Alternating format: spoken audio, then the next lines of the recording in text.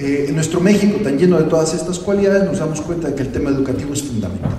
Para ustedes y para mí es una cuestión vital, a esto nos dedicamos, es la profesión que hemos elegido. Nuestra vida se ha desarrollado de tal manera que en algún momento dijimos, transmitir esas condiciones de civilización, transmitir esas condiciones de desarrollo, es a lo que yo quiero dedicar mi vida. Y nosotros creemos, y toda la sociedad lo cree con nosotros en buena medida, que esto no solamente es una cosa bonita, conveniente para que la vida social funcione de manera pues, más o menos armónica, sino fundamental. De lo que estamos hablando es de preservar las condiciones, decíamos, para la civilización y el desarrollo. Y por lo tanto, cuando una sociedad empieza a vivir problemas como la nuestra, claramente puede plantearse que está viviendo una emergencia educativa. Hay un problema en la manera en la que estamos educando. Y decía que al pensar en estas cosas, me acordé de aquella famosísima frase de Tony Blair, cuando le preguntaban cuáles son sus 3 grandes estrategias de gobierno. Y que él contestó, educación, educación, educación. ¿Quieres desarrollar un país? ¿Quieres resolver los grandes problemas sociales? Pues al final del día, el tema de la educación es fundamental. ¿Y por qué es tan importante? Porque vivimos en una sociedad que vive en un momento histórico muy particular. Y este momento histórico lo voy a plantear a partir de las reflexiones de Charles Taylor sobre el tema. Charles Taylor, filósofo canadiense, conocido por sus tesis comunitaristas, propone en su libro La ética de la autenticidad que vivimos en una sociedad que está llena de oportunidades. Los seres humanos a lo largo de los últimos 200 años hemos construido o luchado por construir un mundo diferente. Hemos roto con las antiguas estructuras o empezado a luchar en contra de ellas para crear las condiciones para el desarrollo de un nuevo mundo.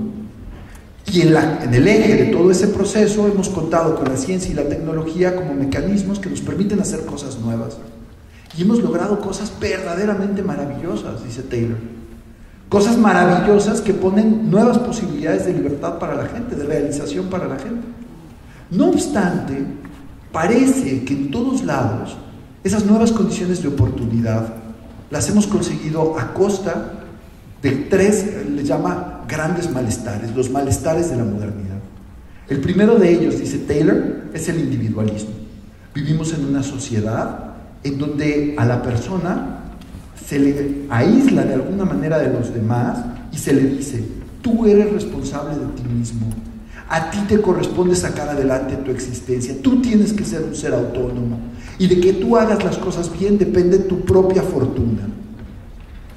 Y dice Taylor, eso por supuesto tiene un aspecto positivo. En ello está implicado el rompimiento de las estructuras jerárquicas en las que vivíamos antes. Antes de las grandes revoluciones de finales del siglo XVII, 1688 en Inglaterra, finales del siglo XVIII, 1789 en Francia, etc., antes de esos grandes cambios que después se esparcieron por el mundo entero, vivíamos en sociedades profundamente jerárquicas, dice Taylor, y con muy poca movilidad social. De tal manera que, cuando en aquella época, y este es un proceso larguísimo, es toda la Edad Media y todo el antiguo régimen dominado por esta lógica, decía, de tal manera que cuando un niño le preguntaba a su papá en esa época, papá, ¿qué voy a hacer de grande? El papá le daba un sopapo al niño y le decía, pero qué hijo tan más tonto tengo. Usted va a ser lo que yo soy. Si yo soy carpintero, usted va a ser carpintero. Si yo soy herrero, usted va a ser herrero. Si yo soy noble, usted va a ser noble. Si soy rey, usted va a ser rey. Y había muy pocos mecanismos para romper con esa lógica, de tal manera que uno era claramente destino. Hoy, dice Taylor, a raíz de esas grandes revoluciones hemos hecho explotar esas estructuras. Y cuando un niño le pregunta a su papá, papá, ¿qué voy a hacer de grande? El papá le contesta, lo que usted quiera, mijo. Nada más échele muchas ganas y estudie mucho. Vivimos en un mundo donde se ha transferido la responsabilidad, la determinación del ser, de la colectividad en la que nazco, a la propia persona que ahora tiene que decidir quién va a ser. Y dice Taylor, eso es una cosa buena, es un proceso de liberación y es conveniente. Pero al mismo tiempo es un gran reto, implica un gran reto. Porque de entrada el niño tiene que responder a la pregunta de, bueno, ¿y qué quiero ser? Y esa no es una pregunta fácil de responder.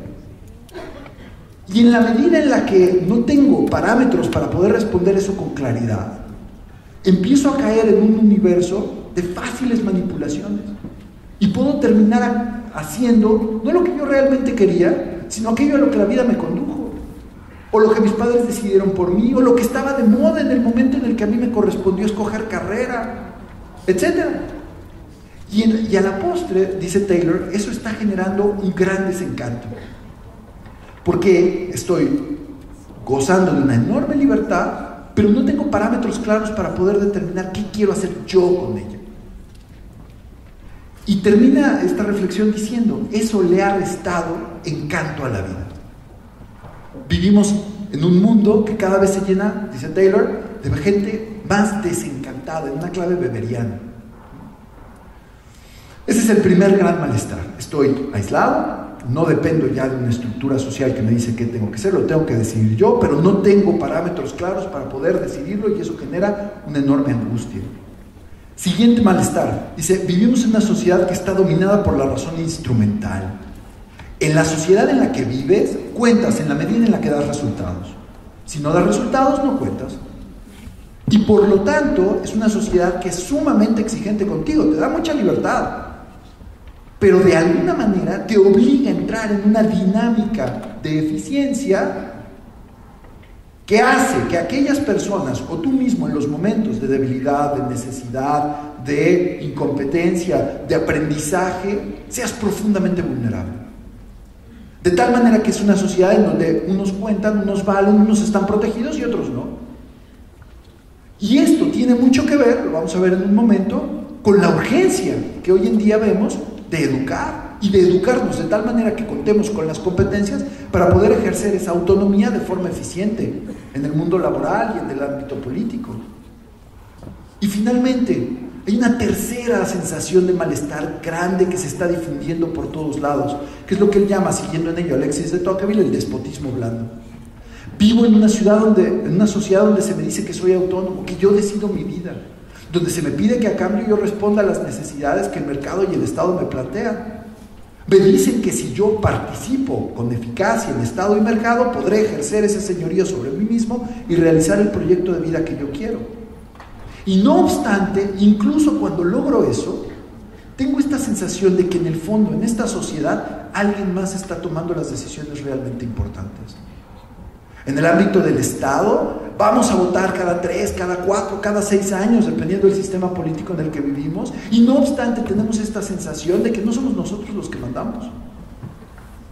En el ámbito del mercado, dice Taylor, somos nosotros para los cuales el mercado existe, los consumidores, y no obstante, constantemente sentimos que el mercado no existe para nosotros, sino nosotros para él, y que las decisiones importantes, insisto, las está tomando alguien más. En un mundo marcado por estos tres malestares nos sentimos profundamente débiles, cuando no decepcionados. Y como mecanismo para enfrentarnos con estas dificultades, uno de los instrumentos que se nos vienen en primer lugar a la cabeza es la educación. Precisamente porque tienes todas estas oportunidades en un mundo que es tan complicado, más te vale estar muy bien educado. Y si vemos los índices de movilidad social en este país, pues vemos que hay una relación directa entre el nivel educativo y el rendimiento económico, los beneficios económicos que se obtienen del trabajo.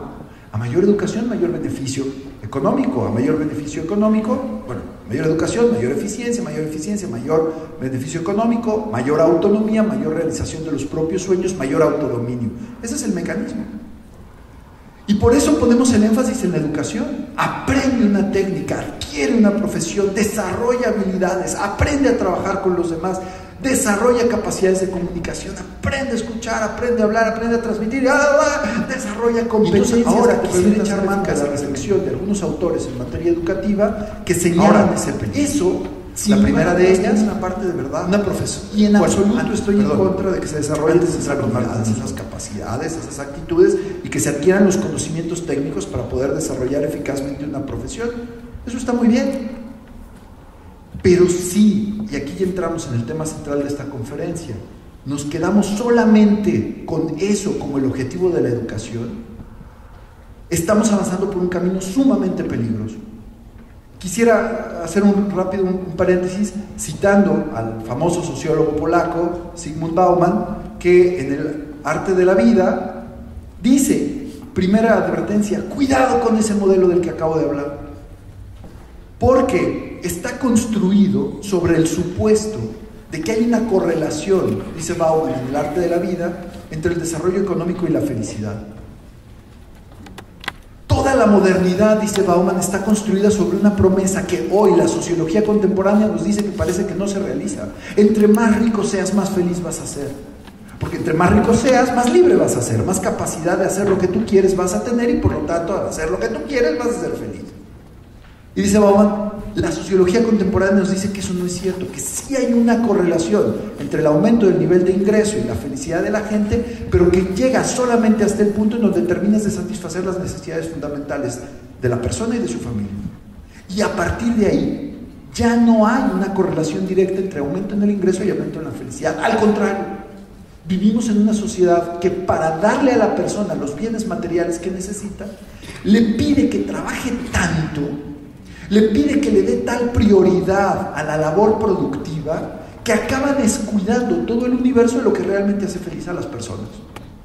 Y entonces, obsesionados, de alguna manera confundidos por esta idea de que a mayor riqueza, a mayor ingreso, mayor felicidad, acabamos dándole la espalda y entrando en dinámicas vitales que implican la obligatoriedad de darle la espalda a las cosas que realmente hacen felices a los hombres.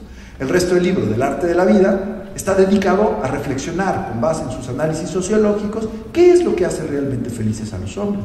Y por supuesto, la educación, el trabajo, la producción, están dentro de la dimensión de las cosas necesarias para una vida buena. Pero solamente son una parte de lo que tenemos que conseguir para poder tener una vida buena.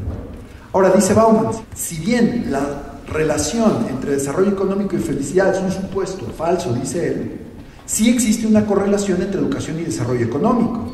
Y como todos estamos obsesionados con el desarrollo económico, entonces vemos la educación como algo valiosísimo. Y en una sociedad así, que parte de estos supuestos, decimos, eduquemos para la producción, capacitemos a la gente, veamos que tengan los conocimientos técnicos, las habilidades, las actitudes, globalmente, todo el universo de competencias que necesitan para poder entrar al mercado, ser eficientes, ganar dinero, valerse por ellos mismos, ejercer esa autonomía y ser felices. Esa es la lógica. Y estamos obsesionados con esta capacitación para la productividad. Y todo eso está bien, no lo niego, hay que hacer todo eso está muy bien. Pero el problema, muy en la línea de lo que Bauman nos decía, es que eso no es sino un apartado de la existencia humana. Y la educación es un fenómeno que requiere de una integralidad total con respecto a la totalidad de la persona. Por eso, no basta educar para producir, sino hay que educar para algo más que eso. Y decía que ahora acudo a una profesora de la Universidad de Chicago, Martha Nussbaum, que en un libro que se llama Not for Profit, contrapone lo que ella llama la educación para la ganancia en contra de la educación para la democracia. Dice, cuando tú te planteas que lo importante es producir gente que va a entrar en el mercado y lo va a hacer de manera eficiente, le vas a dar ciertas habilidades que no necesariamente son las habilidades que se necesitan para que participe activamente en una sociedad democrática y viva realmente como un hombre libre, dueño de sí mismo. O sea, al contrario, la educación para la mera producción, para el mero beneficio material, es una educación que con facilidad lo que acaba produciendo son siervos, no ciudadanos. Y cuando la universidad asume la lógica de yo existo para darle a la empresa lo que la empresa necesita, dice Nussbaum, está traicionando la vocación de la institución universitaria. Porque desde que se fundó en el siglo XI, la universidad es la conciencia crítica de la sociedad. La universidad no existe para darle a la sociedad lo que la sociedad quiere, sino para decirle hacia dónde debe de caminar. Y cuando renuncia a esa labor de análisis crítico y se dedica solamente a entrenar gente, dice Nussbaum, lo que pide es muy poquito y lo que transmite es muy poquito. Gente que sepa leer, gente que sepa escribir, gente que sepa contar, que tengan ciertas habilidades técnicas más o menos complejas, que sean muy obedientes y que por lo tanto entren en el universo de la empresa y ayuden a ese desarrollo. Y necesitamos un grupo muy pequeñito de personas que se van a hacer la élite, que a eso sí les vamos a pedir que sean creativos, que a eso sí les vamos a pedir que sean colaborativos, que a eso sí les vamos a pedir que sean originales y libres. Entonces, dice Nussbaum, cuidado, cuando educamos para la ganancia estamos educando esclavos. necesitamos educar ciudadanos, gente que si bien tiene que participar en el proceso productivo de manera eficiente, se dan cuenta de que su única función en la vida no es solamente la de producir, sino que a la vez que son empleados o empleadores, son padres, son hijos, son vecinos, son miembros de una polis, de una colectividad política, pertenecen a tal o cual institución educativa, participan en tal vida de las instituciones asistenciales, participan en tal comunidad deportiva, etc. Y no basta educar a una persona para que sea un eficiente nodo ahí productivo. Necesito educar a una persona para que sepa convivir armoniosamente con los demás. Debo de formar a la persona, dice Nussbaum, para que pueda convivir y colaborar armónicamente con los demás sin perder su individualidad. Y es muy interesante los mecanismos que ella propone, y le pone mucho énfasis, con base en la experiencia que ella tiene en la India, a la enseñanza a través de la difusión del arte y la cultura. Nussbaum sostiene, cuando se le enseña a leer a una persona, cuando se le brinda la sensibilización en materia artística que necesita para ello, la persona aprende a pensar no solamente en ella misma, sino también a pensar en el otro. La literatura y las artes, la danza, por ejemplo, desarrolla una serie de cualidades que le ayudan a la persona a percibir la realidad de una manera distinta. No es el único tipo de educación que tenemos que brindar, pero es indispensable, dice ella, para que sensibilicemos a los seres humanos, para que recuerden que hay algo más que la mera producción como obligación de lo humano y la realización de la persona. Educar para la producción, dice Nussbaum, es educar para la esclavitud. Y ella propone como modelo opuesto a esa educación para la producción, para la eficacia, para entrar en el mercado y ser muy exitoso ahí, una antiquísima tradición que nos remite a los orígenes grecolatinos de nuestra cultura, que es la de la educación liberal. El problema, la gran virtud de la educación liberal es que estaba diseñada, dice Nussbaum, para educar ciudadanos, para formar a hombres libres que fueran dueños de sí mismos y asumieran el destino de sus colectividades. El grave problema de esa educación liberal es que estaba reservada solamente para unos pocos. Y ahora que conforme ha ido avanzando nuestra cultura, vamos adquiriendo esta noción más amplia de la dignidad de la persona y la necesidad de reconocer el valor de cada ser humano, pues tenemos la necesidad de trasladar la lógica de esa educación liberal que antes solo era una élite privilegiada, tratando de llegar a la mayor cantidad de personas posible. Pero si lo que le llevamos a la masa, si lo que le llevamos a la mayoría solamente es educación para la producción, lo que estamos haciendo es consolidar estructuras de dependencia, de esclavitud y consolidar mecanismos donde va a haber muy poca movilidad social. Por eso tenemos que difundir esta lógica de la educación liberal. Ahora, esto que dice Nussbaum es muy bueno, tiene razón, no queremos nada más generar lo que yo llamo en grandes felices, sino también queremos generar hombres y mujeres que puedan entrar en el espacio público, juzgar con criterio la diferencia entre lo verdadero y lo falso, lo bueno y lo malo, lo bello y lo feo, lo justo y lo injusto, con base en una racionalidad mínima que les permita decir, esto no va de acuerdo con la dignidad de la persona humana, esto no es aceptable. Tienes que tener gente con criterio, porque de lo contrario, en estos espacios políticos que están en función de la participación de todos, cuando la gente no tiene criterio es fácilmente manipulable. Díganoslo en palabras que no son muy conocidas. Quien no está bien educado es fácilmente manipulable. Pero esa educación va más allá de la educación para la producción. Se requiere de una visión de las cosas. Se requiere de la introducción. Y aquí ya cambio de autor y empiezo a hablar de Anthony Krugman. Se requiere de la introducción de una visión que nos ayuda a entendernos a nosotros mismos como herederos de toda una tradición, que ahora nos toca asumir, juzgar y en la medida que nos consideremos pertinente, continuar. Anthony Krugman fungió durante 10 años como el decano de la Facultad de Derecho de la Universidad de Yale, que es considerada por muchos como la mejor facultad de Derecho de los Estados Unidos. Cuando terminó su periodo como decano, regresa a las aulas como profesor y pide que se le permita dar clases, por un lado en la Facultad de Derecho, de cuestiones técnicas de Derecho, pero también pide que se le permita dar clases en los programas de humanidades que la Universidad de Yale considera como indispensables, obligatorios para los alumnos de nuevo ingreso. En muchas de las instituciones en las que nosotros trabajamos hay ese tipo de materias. las materias de estudios generales en el ITAM, donde yo estudié, o las materias de integración en la Ibero, o las materias sellos, si no me equivoco, en el TEC de Monterrey, etc., pues son un ejemplo de ese core curriculum que es común a todos los que están estudiando en esta universidad, independientemente de que están estudiando. Y tiene como finalidad imprimir un cierto carácter, transmitir un ethos.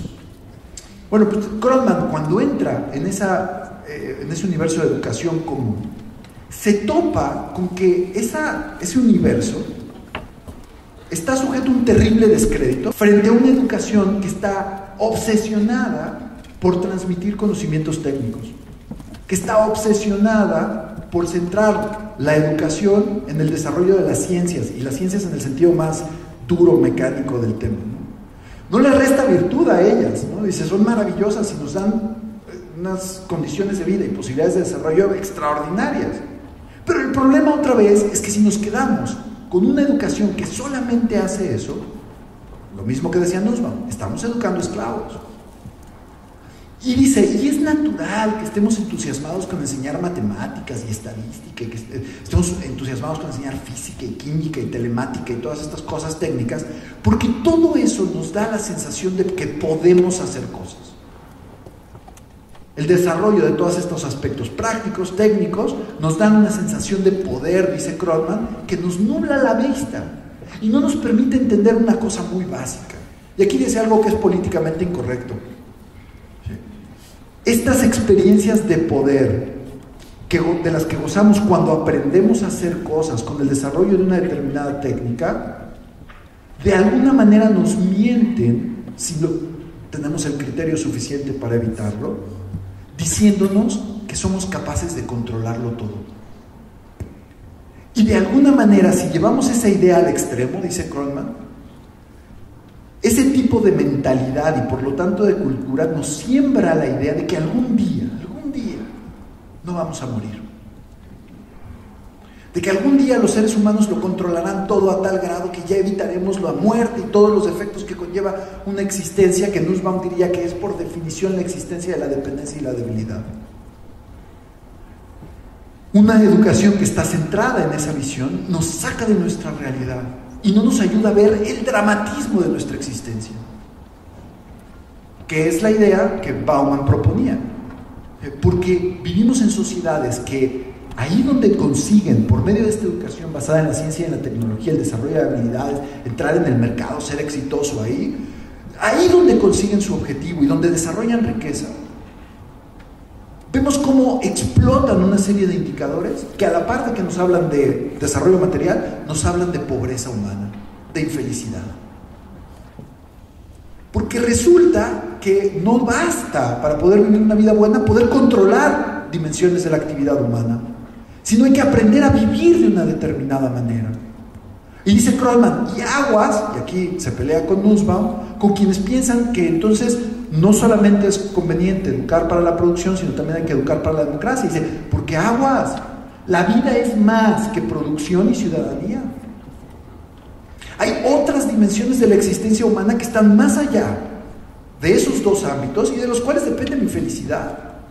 Y si no es en las instituciones educativas donde se nos habla de eso, si no es en las instituciones educativas donde se nos confronta con las cosas más importantes que los seres humanos han pensado al respecto de estos grandes temas, ¿dónde va a ser?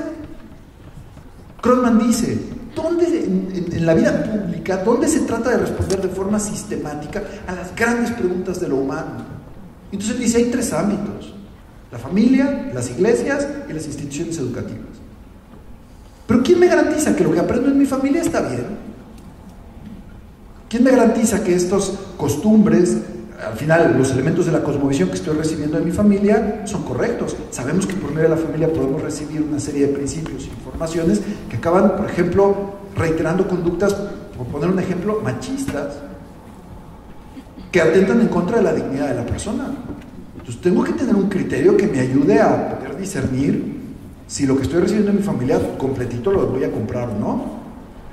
Con respecto a las iglesias, la postura de Krugman es muy escéptica. Dice, sí, la gente en sus iglesias, judíos, musulmanes, cristianos, encuentran grandes respuestas a sus preguntas, pero son preguntas cuyas respuestas acaban siendo válidas, esta es la visión de Krugman, solo para quienes participan de esa misma fe. No tenemos un lenguaje común que una a todos los que participan de distintas cosmovisiones con base en la religión. Y entonces, al final, eso nos remite a la institución educativa como el espacio donde tenemos que plantearnos las grandes preguntas. Debemos de huir de este modelo que forma esclavos. Tenemos que darle la espalda a un modelo que no le da a la gente capacidad crítica, y tenemos que volver a la raíz de la institución universitaria como ese espacio que no está para servir al mercado, que no está para servir a las instituciones del poder, sino que está para hacer un análisis crítico de las dinámicas del mercado y las dinámicas del poder, y formar a las personas que tienen el criterio, la claridad de ideas y el carácter y todos los procesos de sociabilización y de creación de comunidad necesarios para poder transformar esa realidad. Y abro un paréntesis. Hannah Arendt, esta mujer de la que acaban de filmar una película que está causando furor en Europa, en Estados Unidos, escribió un librito donde responde a la pregunta de qué es la política. Y comienza diciendo: cada vez que hago esta pregunta, en donde la haga, lo que veo es gente que echa los ojos para atrás y todo el mundo dice con escepticismo y con un carácter hipercrítico: la política es un universo de egoísmos, es un universo de conflicto, es un universo de dominación irredimible. Lo único que puede salvar a la política es un milagro. Y dice Arendt: nuestro problema con la política es que se nos olvida que los milagros sí suceden. No entiendo por milagro, dice Hannah Arendt, un fenómeno sobrenatural. No estoy hablando de eso. Estoy hablando del uso ordinario que le damos a la palabra milagro. ¿Qué es? El rompimiento de una secuencia lógica. Algo que debía de pasar de una manera, no pasó. Algo que no debía de pasar, pasó. Y en ese sentido podemos decir que Gandhi fue un milagro, porque este hombrecito dijo que no a toda una lógica de dominación, le enseñó a otros a decir que no, y provocó algo que no debía de haber pasado, que era que la India se independizara del Imperio Británico. O en ese mismo sentido podemos decir que la caída del muro de Berlín en 1989 fue un milagro. Lo que tenía que haber terminado en la Tercera Guerra Mundial y en el intercambio generoso de ojivas nucleares entre las grandes potencias, de un día para otro sucedió de forma prácticamente milagrosa. Aquello se colapsó, porque quienes se suponía que tenían que actuar de una determinada manera empezaron a actuar de otra. Y eso, dice Hannah Arendt, eso es un milagro. Y si eso es un milagro, todos los seres humanos, por ser lo que son capaces de obrar milagros. Porque los seres humanos, al no estar determinados por una carga instintiva que les dice cómo se tienen que comportar siempre y en todo lugar, todo el tiempo pueden actuar de manera diferente. Luego entonces, todo el tiempo pueden romper secuencias lógicas, luego entonces todo el tiempo pueden obrar milagros y la realidad puede cambiar. Ahora, eso no pasa en automático. Para que un ser humano pueda tener la capacidad de decir: esto que todos hacemos está mal, hay que hacerlo de una forma distinta, esto que todos hacemos lo podemos hacer mejor de esta manera, necesito formar a esa persona, desarrollar en esa persona un sentido de pertenencia a una tradición, una serie de habilidades de análisis crítico, una serie de capacidades de convivencia con otros que le permitan tener esa autonomía. Y ese es el objeto de la educación. Al final del día, educar no es otra cosa que aspirar a sacar lo mejor de lo humano. Y hablaremos un poco más de eso cuando lleguemos al siguiente autor. Bien, entonces, si queremos introducir en el mundo de la sociedad a personas capaces de obrar milagros, tenemos que ir más allá de este querer entrenarlos para la empresa, tenemos que ir más allá de este querer formarlos para que sean buenos ciudadanos responsables, y tenemos que ayudarlos a responder a las grandes preguntas sobre su ser humano. Esas son respuestas que cada persona tiene que buscar y encontrar. No podemos nosotros decirle a alguien cuáles son las respuestas a sus grandes preguntas. Pero lo que sí podemos Lo que sí podemos y debemos hacer, si queremos crear hombres y mujeres libres, capaces de insertarse en la realidad y transformarla, y en el proceso vivir una vida plenamente humana, lo que sí podemos, dice Kroneman, es presentarles las grandes respuestas que a lo largo de los siglos las mentes más privilegiadas de nuestra cultura han propuesto como soluciones a esas grandes preguntas. Podemos presentarles los grandes ejemplos de vida, podemos explicarles el cómo se generó el mundo en el que ellos están viviendo. En otras palabras, y para resumirlo, introducirlos en el conocimiento de su tradición, darles un conocimiento profundo de la realidad a la que pertenecen, para que desde ahí respondan a la pregunta de ¿quién soy yo? Y desde ahí puedan responder a la pregunta de, bueno, ¿y qué me toca hacer en este mundo? Y de ahí este interés que tiene Kroneman en poner las bases para que la gente pueda responder a la pregunta sobre el sentido de la vida. Muy bien, y ahora sí llegamos al título de nuestra conferencia, Educar es un riesgo. Educar es un riesgo es el título de un libro escrito por el personaje que ven en la lámina, Luigi Giussani, y que después de dedicarle 17 años de mi vida a la tarea educativa en el nivel universitario y de estar desarrollando iniciativas universitarias en México, en Estados Unidos y en Austria, es, decía el libro, que a mí me ha permitido comprender mejor qué es educar. Cuando leí este libro dije, esto es lo que yo aspiro, esto es lo que yo quiero hacer, esto es lo que hemos estado luchando. Cuando yo siento que una institución educativa está funcionando bien es porque responde a esto. Esta es mi experiencia, les recomiendo ampliamente el libro. El libro dice muchas cosas, yo solamente me voy a centrar en la parte medular del texto, ¿no? El segundo capítulo. Entonces, dice Giussani, y se dijo en la plática anterior, dice, a ver, no estás educando empleados, ni siquiera estás educando empresarios, suena muy bien. No estás educando ciudadanos, no estás educando gobernantes, estás educando mucho más que eso. Estás educando personas humanas. Primera idea. Segunda idea, esas personas humanas a las que estás formando se hacen, por definición, los seres humanos por definición se hacen grandes preguntas. Todos aquí tenemos grandes cuestionamientos sobre los temas que nos son comunes y que son muchas veces los temas más dramáticos de nuestra existencia, los más importantes. Dice Alexis de Tocqueville en su Democracia en América, un pueblo que no tiene respuestas a esas grandes preguntas es un pueblo esclavo, fácilmente manipulable.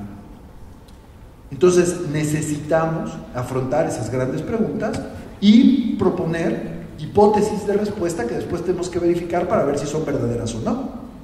Y dice Giussani, en su corazón, esa es la tarea educativa. Introducir a los alumnos al conocimiento de la realidad de forma integral, ayudarles a entender el origen de esa realidad, ayudarles a entender que cada cosa que conocen, sea en su clase de español, de matemáticas, de econometría, de derecho civil, lo que fuere, es a su vez signo, es referencia de algo más, de un conocimiento mayor con respecto de una realidad que se les presenta de forma integral y que solamente podrán comprender en la medida en la que acepten en su integralidad. Educar es, por lo tanto, proponer una visión del mundo. Una visión que no se puede imponer, lo veremos en un momento, solamente se puede proponer. Y piensen en las especialidades de cada uno de los aquí presentes, ¿no? Al final del día, cuando un maestro de estadística empieza a explicar procesos estocásticos, está enseñando una tradición, está enseñando algo que tomó muchísimos siglos, que a la humanidad le tomó muchísimos siglos aprender. Está de alguna manera enseñando algo que tiene una historia apasionante.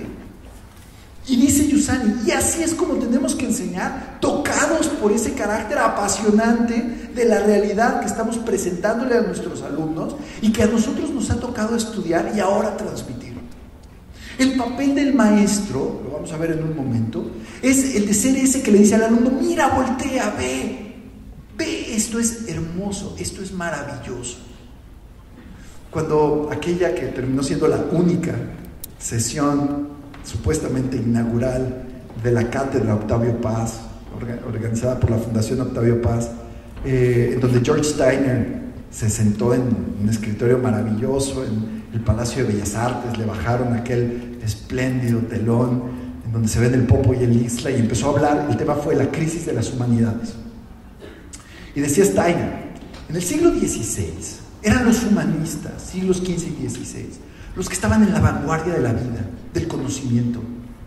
Ellos eran los que vivían en constante contacto con la belleza y eran los que vivían permanentemente emocionados. En cambio, hoy las humanidades están en crisis y las identificamos con confusión, con contradicción, con un universo marcado por la subjetividad y lo meramente opinable. Y por ello es válido que nos preguntemos, ¿volveremos a tener un Cervantes? ¿Volverá a haber un Goethe? ¿Volverá a haber un Shakespeare?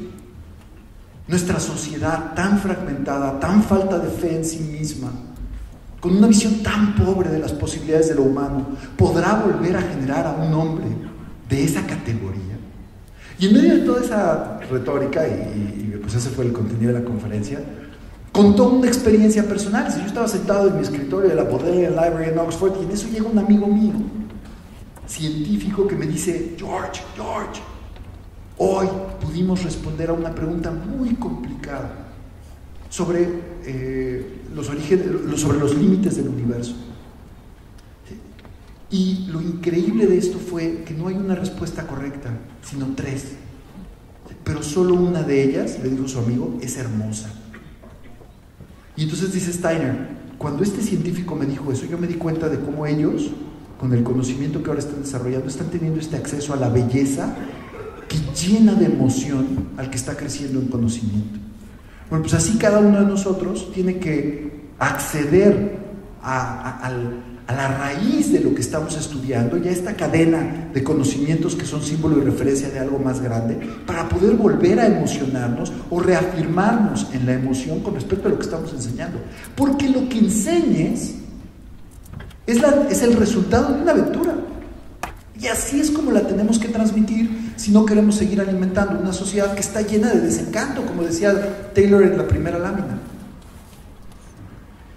Y muchas veces, cuando tenemos a ver, ¿qué es un profesor aburrido? Pues un profesor aburrido es alguien, ordinariamente, hay de todo, pero es alguien que una de las posibles causas por las cuales un alumno puede considerar a un profesor como aburrido es porque no está enamorado de lo que está enseñando, porque no ha logrado hacer ese ejercicio de profundizar y de encontrar en lo que se está estudiando y analizando, sea lo que fuere, los referentes que hay a las respuestas a estas grandes preguntas fundamentales que son propias del humano.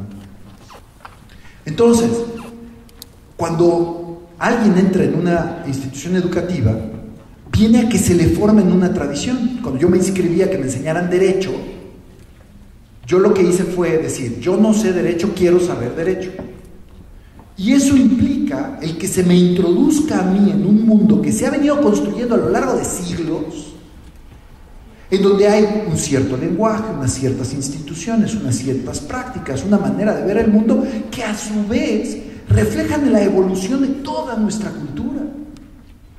Y cuando me senté en mi primer día de clases, me pusieron a estudiar un curso de Derecho Romano, donde lo que analizamos fue el texto del Corpus Juris Civilis, recopilado por los juristas de Justiniano en el 533 después de Cristo, y mis amigos que estudiaban economía me decían, no, pues chale, tu carrera sí está actualizada, Pero luego, cuando un año después entro al aula y empiezo a estudiar Derecho Civil, empiezo a decir, esto ya lo estudié, esto ya lo sabía. Pues sí, porque resulta que estos romanos eran tan genios que las instituciones jurídicas que ellos generaron, muchas de ellas, no todas, siguen respondiendo a las necesidades fundamentales cuando dar un juicio justo en un problema humano se refiere, y entonces las seguimos utilizando.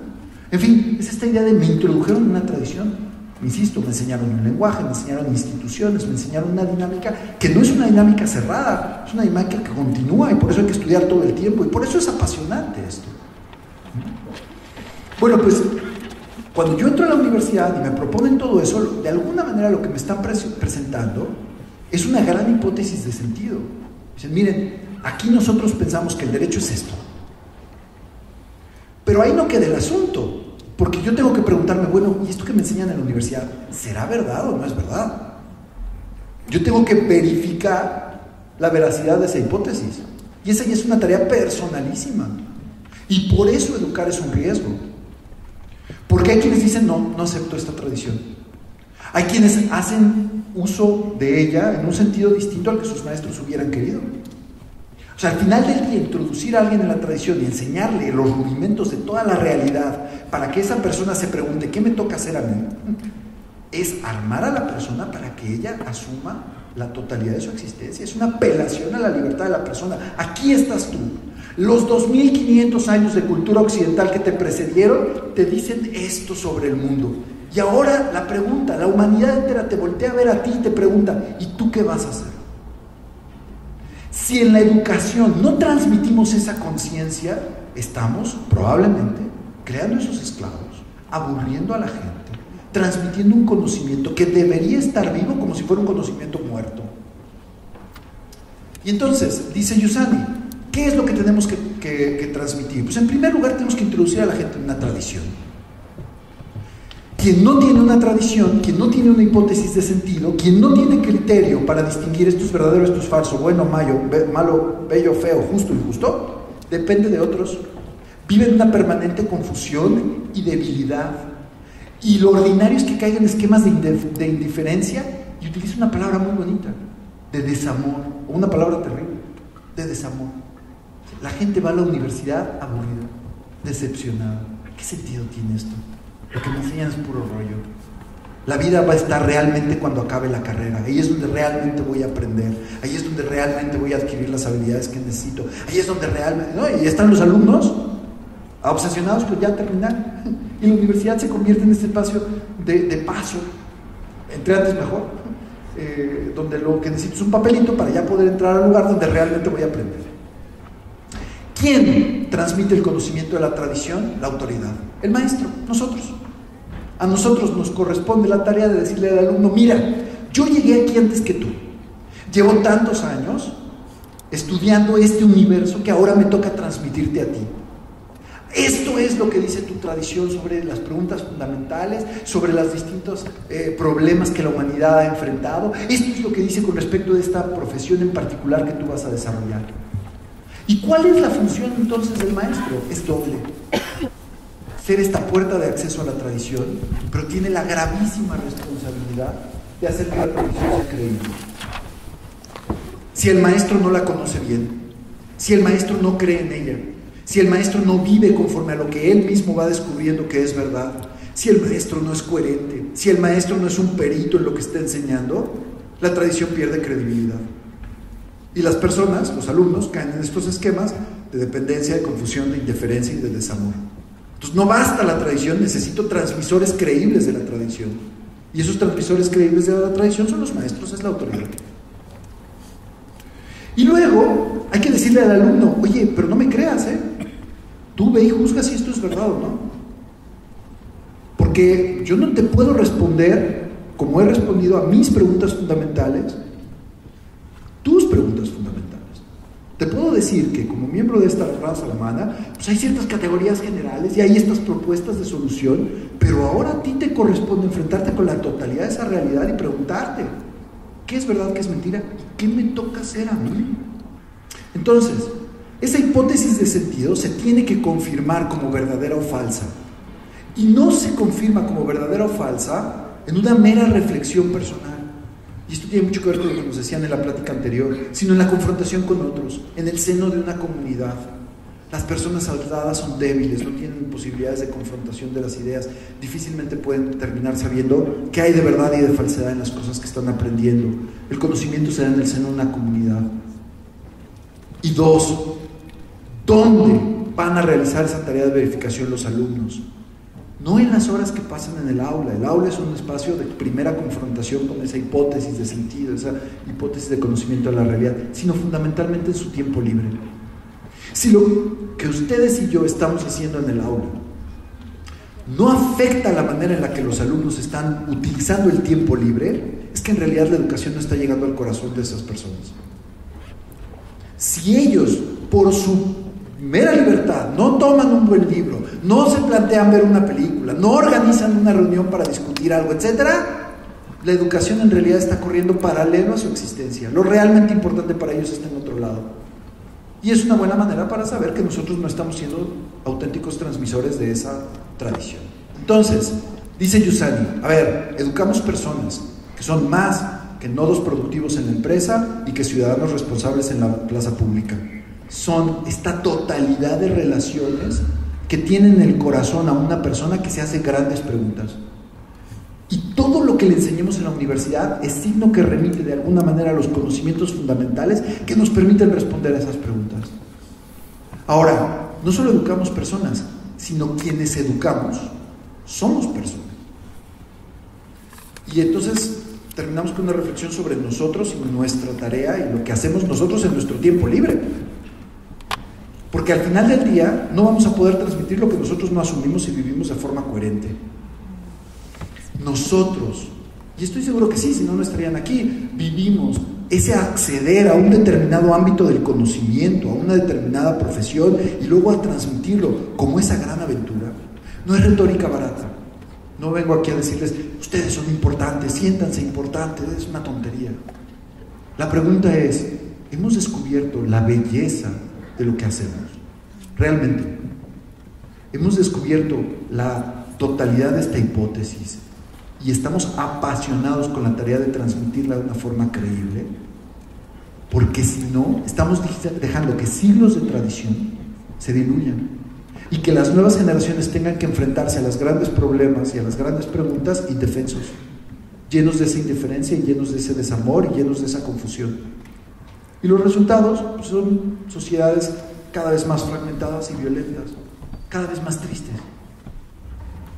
Entonces no es una cuestión de actitud, no es nada más una cuestión de échale ganas, eres un buen profesor, lo que haces es importante. No, es una cuestión de decir, has vivido este proceso de confrontación con la realidad de tal manera que tienes algo importante que decir, algo objetivamente importante.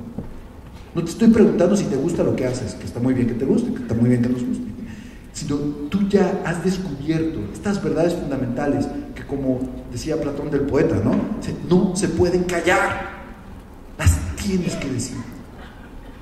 Y no basta decirlas, porque necesitas decirlas de tal manera que realmente afecten la vida de aquel con el que estás trabajando, que es el alumno. Y por eso el alumno tiene que ser un para ti. O sea, hace rato se dijo esto de que no basta saber, no basta tener conocimientos, hay que saber transmitirlos. Y eso me recordó una anécdota de 3 profesores en la universidad donde yo trabajaba, en la Universidad Panamericana, esto en el campus de la Ciudad de México, que se preguntaron qué es lo que hace que un maestro sea un buen maestro. Y uno de ellos dijo, que sepa, si no sabe no puede ser un buen maestro. El otro dijo, sí es cierto, tiene que saber, pero también tiene que saber transmitir lo que sabe. Y el tercero de ellos, el más sabio, más reconocido de los 3, dijo, sí es cierto, un maestro tiene que conocer su materia, saber transmitirla, pero sobre todo tiene que querer a sus alumnos. Tiene que saber que lo que está pasando en el aula es algo